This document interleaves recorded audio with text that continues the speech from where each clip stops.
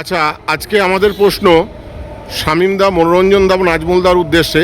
আমাদের পেশাগত উন্নতি কয়েক ধাপ এগুলো বা কতদূর আমরা অগ্রসর হলাম সে বিষয়ে জানতে আপনারা আজকে বিকাশ ভবনে এসেছিলেন।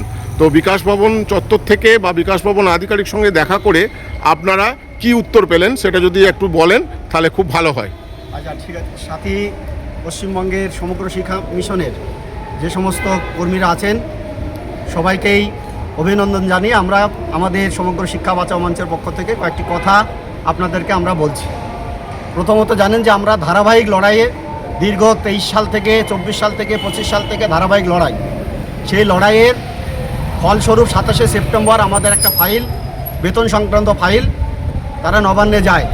কিন্তু দুর্ভাগ্যের বিষয় হচ্ছে কোনো একটা অজ্ঞাত কারণে সেই ফাইল আবার 26 অথবা 27 ফেব্রুয়ারি নবান্নে থেকে ফাইলটা ব্যাক করে।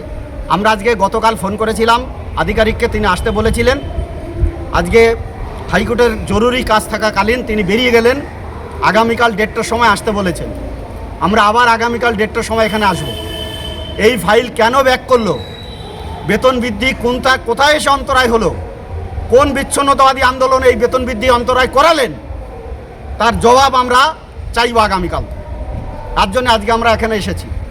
আমরা বারবার বলেছি যে যৌথ যুক্ত আন্দোলনের শেষ কথা, কিন্তু কেউ কেউ তারা মনে করছেন যে ঐক্য নষ্ট করে ভুল পথে পরিচালনা করা।